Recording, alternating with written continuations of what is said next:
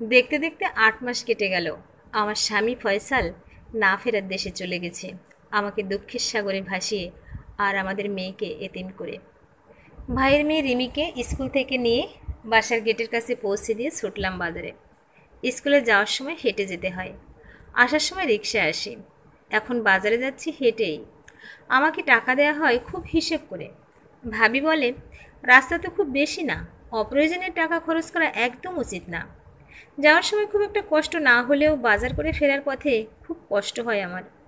সবচেয়ে অপমানজনক ব্যাপার যেটা, তা হলো সব হিসাব পুঙ্খানুপুঙ্খভাবে দেওয়ার পরেও আমার দিকে ভাবির সন্দেহের চোখে তাকানো। কিছু না বলে শুধু কঠিন চোখে তাকাই তখন। তখন সে বলে, না মানে তোমাকে দোকানিরা ঠকালো কি না তাই ভালোভাবে হিসাব করি। আমি মনে মনে হাসি তখন, কথা বাড়াই না। খুব দ্রুত কেনাকাটা করে বাসার রাস্তায় হাঁটা ধরলাম। এত ওজন নিয়ে হাঁটতে খুব কষ্ট হচ্ছে। আজ রোদের তেজ খুব বেশি যেন, ঘেমে কাপড় গায়ের সাথে লেপ্টে যাচ্ছে। ফয়সাল সাথে গেলে কখনো আমাকে একটা প্যাকেটও বহন করতে দিত না। আমার একটুও যেন কষ্ট না হয় সবসময় সেই চেষ্টা করতো। আহ ফয়সাল, বুকের ভেতরে কেমন করে উঠল। তুমি কি আমাকে দেখতে পাচ্ছ? তুমি তো আমাকে কষ্টের সাগরে ভাসিয়ে নিজে খুব সুখে আছো।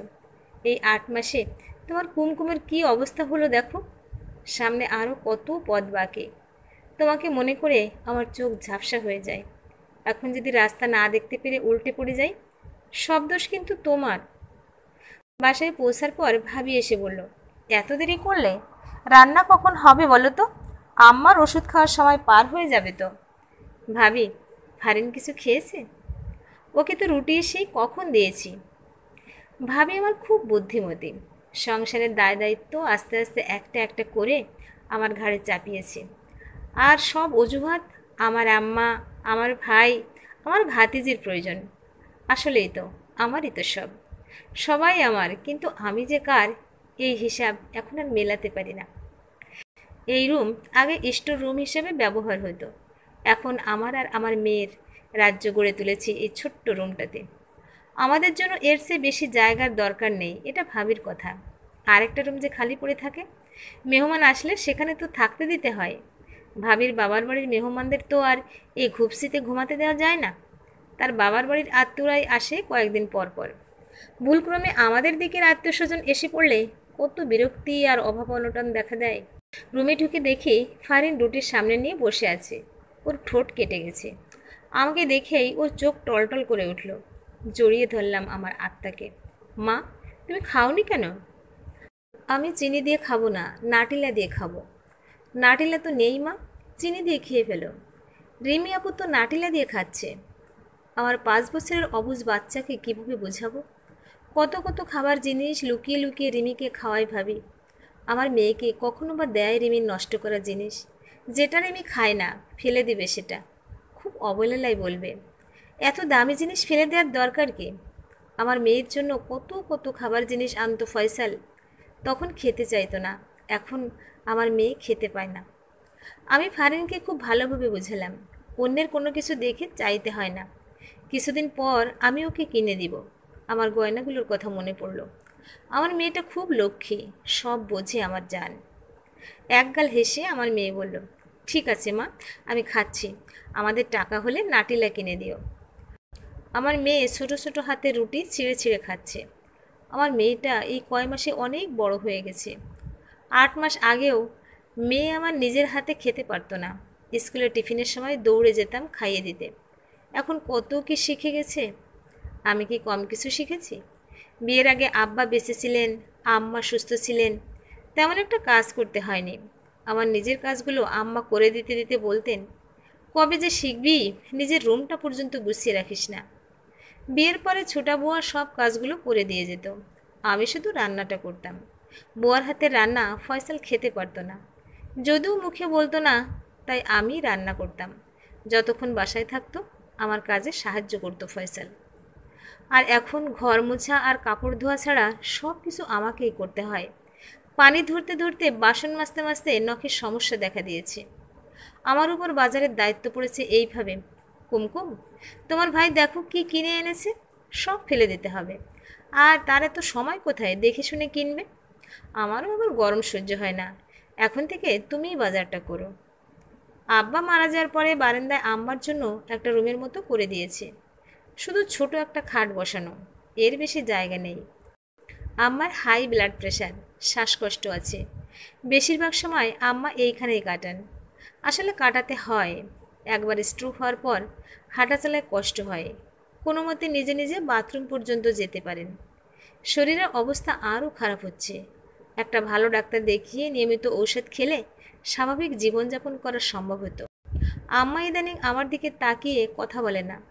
নিজের মেয়ের কষ্টের জন্য কি নিজেকে দায়ী ভাবেন আম্মা? আমিও কিছু বলি না, কিছু জিজ্ঞেস করি না, বেশিক্ষণ আম্মার কাছে থাকিও না। আম্মাকে দেখলে কষ্ট লাগে, মনে মনে বলি, আম্মা তুমি নিজেকে দায়ী করে কষ্ট পেও না। এখন ভাবি যদি বলে তোমাকেও এখানে থাকতে দিবে না, তাহলে আমরা কোথায় যাব? আমার ভাই তো কোনো প্রতিবাদ করবে না। সমস্ত কাজ করে যেই না একটু শুয়েছি, ভাবি এসে বলল, কুমকুম, তোমার ভাতিজি নুডলস খেতে চাইছে, একটু করে দাও, আজ দুপুরে একটুও ভাত খায়নি। আমি বুঝি না 8 বছরের একটা ছোট বাচ্চাকে কত জোর করে খাওয়ানো যায়। 1 ঘন্টা আগে খেয়ে আবার কিভাবে খাবে বাচ্চাটা? না খেলেই বাচ্চার গায়ে হাত তুলবে। রিমিকে খুব ভালোবাসি আমি, রিমিও আমার জন্য পাগল। এই নিয়েও ভাবি কথা বলে, ওর উপরে এমন ব্যবহার করলে খুব খারাপ লাগে। অনেকটা দূরে সরে যাই যেন রিমির কান্না কানে না আসে। এক রাজ্যের আলসেমি নিয়ে উঠে গেলাম রান্নাঘরে। সামনের বছর ফারিনকে ভালো কোনো স্কুলে ভর্তি করাতে হবে, এই জন্য ভর্তি পরীক্ষা দেওয়ার জন্য ওকে প্রস্তুত করছি। কোচিংয়ে দিতে চেয়েছিলাম, ভাবি বলল শুধু শুধু টাকা খরচ হবে। সব হলো কপালের ব্যাপার, ভালো স্কুলে টিকলে এমনিতেই টিকবে, না টিকলেও সরকারি কোনো স্কুলে ভর্তি করিয়ে দিও। রিমিকে স্কুলে দিয়ে বাসায় ফেরার পথে পেছন থেকে আমার নাম শুনে পেছনে তাকালাম। একটু সময় লাগলো। আমার ভার্সিটির ক্লাসমেট লুসি। শুনেছিলাম লুসি অস্ট্রেলিয়ায় থাকে, 3য় বর্ষে থাকতেই বিয়ে করে চলে গেল। এতদিন পরে আমাকে দেখে জড়িয়ে ধরল। আমি দেশে এসে সবার খবর নিয়েছি, তোর কথা শুনে খুব খারাপ লাগলো। থাকবি কিছুদিন? আমি কথা ঘোরানোর চেষ্টা করলাম, কারো সান্ত্বনা শুনতে ভালো লাগে না। আসি 3 মাস, চল কোথাও একটু বসে কথা বলি। না রে, বাসায় গিয়ে নাস্তা বানাতে হবে। এত সকালে কোথা থেকে আসলি? ভাইয়ার মেয়ে রিমিকে স্কুলে দিয়ে এলাম। লুসি আমার দিকে কিছুক্ষণ অপলক তাকিয়ে রইল, একটা দীর্ঘশ্বাস ফেলে বলল, তুই কি আমার চেনা সেই কুমকুম? একটা কথাও বলবি না, চল ওই জায়গায় একটু বসি। স্বাস্থ্য সচেতন লোকেরা ব্যায়াম করছে একটা মাঠে, এর পাশেই ঢালাই করা কয়েকটা বেঞ্চ। অনেকে ক্লান্ত হয়ে এখানে বসে ঘাম মুছে পানি খায়। খুব সুন্দর সকাল। কতদিন থেকেই তো আমি এই রাস্তা দিয়ে যাতায়াত করছি, এত কিছু তো আমার চোখে পড়েনি। হয়তো দেখতে চাইনি বলেই চোখে ধরা দেয়নি। ফয়সালের ব্যবসা থেকে ওদের পৈতৃক সম্পত্তির কোনো অংশ থেকে 1 টাকাও পায়নি বলে লুসি খুব অবাক হলো। আমি নিজেও কি কম অবাক হয়েছি? একসাথে ফয়সাল আর তার বড় ভাই ব্যবসা করত। ও মরে যাওয়ার পর আমার ভাসুর বলল ওর নাকি 1 টাকাও মূলধন নেই, ওর পরিশ্রম আর ভাসুরের টাকা, এভাবেই নাকি এতদিন ব্যবসা চালিয়েছে। যা লাভ হতো সমান 2 ভাগে ভাগ হতো, আর সম্পত্তি সেটা তো তারা দিবে না। আমার কোনো ছেলে নেই দেখে, মেয়ে হলে সম্পত্তি চাচারা পায়। শুধু প্রয়োজনীয় কয়েকটা জিনিস দিয়ে এক প্রকার জোর করেই বের করে দিল বাড়ি থেকে। ফয়সাল খুব খরচ করত, কোথাও কোনো টাকা জমাতো কি না বলে যেতে পারেনি। লুসি সব কিছু শুনে বলল, এখন তাহলে কি করবি? কি আর করব, তাহলে তো সারা জীবন এভাবেই অন্যের ঘাড়ে বসে খাওয়ার ইচ্ছা। আমি অবাক হয়ে তাকিয়ে রইলাম দেখে ও বলল, তোর সার্টিফিকেটগুলো কি করবি? এগুলো শুধু জমিয়ে রাখার জন্য কষ্ট করে অর্জন করেছিলি? একটা চাকরির অফার পেয়েছিলাম, 3.5 লাখ টাকা দিলে চাকরি কনফার্ম। দিলাম। আমার মতো আরও কয়েকজনের টাকা নিয়ে নিরুদ্দেশ হয়ে গেল ওই প্রতারক। এখনও পুলিশ খুঁজে পায়নি তাকে। আর আমার জমানো টাকা যা ছিল সব এইভাবে চলে গেল। শিক্ষিত মানুষে তোরা কিভাবে প্রতারকের খপ্পরে পড়িস? এরপরে বেশ কিছুদিন চেষ্টা করে হাল ছেড়ে দিয়েছি। যাও বা পাই, সেগুলোর বেতন এত কম, মেয়েকে নিয়ে চলতে পারবো না। ময়মনসিংহের বাইরে চাকরি হলে তোর কোনো সমস্যা আছে? ভালো বেতন, ভালো পরিবেশ হলে সমস্যা নেই। আমি 7 বছর থেকে একটা মানবাধিকার সংস্থায় চাকরি করছি, এবার দেশে এসেছি অফিসের কাজেই। তোর জন্য অবশ্যই কিছু করব, তুই নিজে স্বাবলম্বী হয়ে মেয়েটাকে মানুষ কর। তোর ফেবু আছে দেখলাম, অ্যাক্টিভ থাকিস না। আমি ফ্রেন্ড রিকোয়েস্ট পাঠিয়েছিলাম। ওসবে এখন আর ঢোকা হয় না, সময় পাই না। সব কিছুরই দরকার আছে, নিজেকে নিজেই সাহায্য না করলে কেউ কিচ্ছু করতে পারে না। নিজের মনোবল হারিয়ে ফেলিস না। নিজে ভালো থাকলে আশেপাশের সবাইকে ভালো রাখতে পারবি। লুসির কাছ থেকে বিদায় নিয়ে বাসার পথ ধরলাম। আমি এতদিন পরে যেন আমার পাশে দাঁড়ানোর মতো কাউকে পেলাম।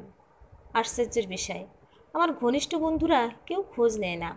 লুসি এত ঘনিষ্ঠ না হয়েও আমার ব্যথায় ব্যথিত। বাসায় যেতেই ভাবি বলতে লাগলো, এত দেরি করে এলে যে? গায়ে বাতাস লাগিয়ে এলে? তোমার ভাই যে বের হবে সেই খেয়াল আছে? এখন কি খেয়ে বের হবে? আমি কোনো উত্তর না দিয়ে রান্নাঘরের দিকে পা বাড়াতেই ভাবি আমার কাঁধ ধরে টান দিল। কি ব্যাপার, উত্তর না দিয়ে দেমাগ দেখিয়ে চলে যাওয়া? ভাবি, বাড়াবাড়ি করো না, নাস্তা বানাতে দাও। বাড়াবাড়ি আমি করছি? নিজের স্বামীকে খেয়ে এখন আমার সংসার খেতে এসেছো? এই কথা শোনার পর আমি আর কন্ট্রোল রাখতে পারলাম না। আমি আজ থেকে কোনো কাজ করব না। তোমার সংসার তুমি সামলাও। আমার বাবার পৈতৃক বাড়ি, এখানে থাকার অধিকার আমার আছে, তোমার কথায় না। আমার ভাই যদি বলে আমাদের খাবার দিতে পারবে না, তখন খাবো না। ভাইয়া এসে বলতে লাগলো, কি শুরু করলে বলো তো? ভাবি ঝাঁজিয়ে উঠল, আমি শুরু করেছি? তোমার বোনের কথা বলতেই স্যাঁত করে উঠল। আমার বোনকে নিয়ে বাজে কথা বললে সহ্য করব? কি বাজে কথা বলেছি? তোমার বোনের মতিগতি ভালো লাগছে না। সেদিন একটা বিয়ের প্রস্তাব এলো, তুমি না করলে। আরে ওই লোকের ছেলে মেয়ের বিয়ে হয়ে গেছে, ঝামেলা নেই। এত বয়স্ক লোকের সাথে বিয়ে দিব না। আহারে, তোমার বোন কি কুমারী? বিধবা, একটা মেয়ে আছে। তার জন্য কি অবিবাহিত সুদর্শন যুবক আনবে? ভাইয়ের জন্য আমার মনে এতদিন যে অভিমান অভিযোগ জমা ছিল, এসব কথা শুনে সেটা মুহূর্তে দূর হয়ে গেল। আমি ভাইয়ার হাতটা ধরে বললাম, আমার জন্য অশান্তি করো না ভাইয়া। একটা ব্যবস্থা করে এখান থেকে আমি চলে যাব। কোথায় যাবি তুই? আমি তো মরে যাইনি এখনো। বলে ভাইয়া আর দাঁড়ালো না, বেরিয়ে গেল বাইরে। ভাবির ব্যবহার দিন দিন আরও খারাপ হয়ে যাচ্ছে। আমি বাইরে থেকে এসে দেখি ফারিন ঘুমিয়ে গেছে। ওর চোখের কোণে পানি জমে আছে, ঠোঁটটা ফুলে আছে, রুটির প্লেট পাশেই পড়ে আছে।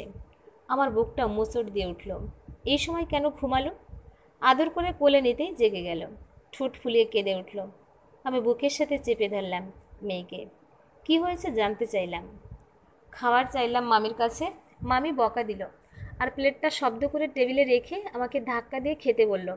তখন প্লেটে লেগে আমার ঠোঁট কেটে গেল। মা, বাবাকে নিয়ে আমরা যখন এখানে আসতাম তখন তো এমন করতো না, এখন কেন এমন করে? আমি বুকে চেপে ধরে কাঁদতে লাগলাম, চুমুতে চুমুতে ভরিয়ে দিতে লাগলাম। ভাবিকে জিজ্ঞেস করলেই সে সব কিছু অস্বীকার করবে, তাই কিছু জিজ্ঞাসা না করে বললাম, কাল থেকে তোমার মেয়েকে আনা নেওয়া, বাজার করা সব কিছু তুমি করবে, আমি আর কিছু করতে পারবো না। সে কি বলছে না শুনেই এসে দরজা লাগিয়ে দিলাম। মানুষের অবস্থার উপরেই যদি মানুষের ব্যবহার নির্ভর করে, তাহলে তার মনুষ্যত্ব কোথায়? একসময় সে নিজেও তো এমন অবস্থায় পড়তে পারে, এই চিন্তাটা কেন করে না? ফয়সাল, সেদিন কেন তুমি সাবধানে মোটরসাইকেল চালাওনি? তাহলে তো তুমি আজ আমাদের সাথে থাকতে। সেই অ্যাক্সিডেন্টের দিন ঠিক কী হয়েছিল ভালোভাবে জানি না। শুনেছি তোমার মোটরসাইকেলের সাথে মুখোমুখি সংঘর্ষ হয় একটা ট্রাকের, আর সব কিছু শেষ। আমি এসব ভাবতে চাই না, তবু কেন যে মনে পড়ে। আমার পোস্টিং হয়েছে রাঙামাটি, অফিসের কোয়ার্টারে থাকি। আম্মাকেও নিয়ে এসেছি। আম্মা এখন অনেক সুস্থ, হাঁটাচলায় কোনো সমস্যা হয় না, ভালো আছেন। আমার ভাগ্য ভালো, লুসির মতো বন্ধু পেয়েছি। ওর ঋণ কোনোদিন শোধ করতে পারবো না। নিজের উপার্জনে চলে মাথা উঁচু করে বাঁচতে পারছি। এখানে এত ভালো লাগে, কোয়ার্টার থেকে দূরে সব কিছু সবুজ দেখা যায়, খুব সুন্দর লাগে। আফসোস, তোমাকে সাথে নিয়ে কখনো এই সৌন্দর্য উপভোগ করতে পারবো না।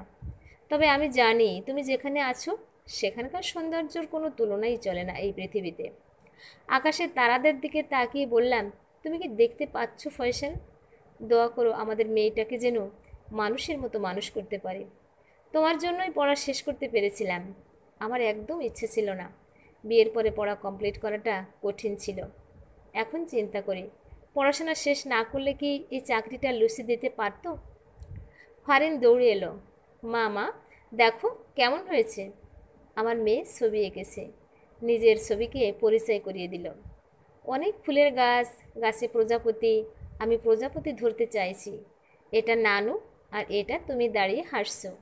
ওই যে আকাশে বাবা আমাদের দেখছে। ফারিনের কথা শুনে আমার চোখ ভিজে উঠতে লাগলো। প্রিয় বন্ধুরা, এতক্ষণ গল্পটা শোনার জন্য অশেষ ধন্যবাদ। ভালো লাগলে লাইক, কমেন্ট ও শেয়ার করে অন্যকে দেখার সুযোগ করে দিবেন। আর পরবর্তীতে আরও এরকম সুন্দর সুন্দর গল্প শোনার জন্য আমার সাথেই থাকুন। ধন্যবাদ।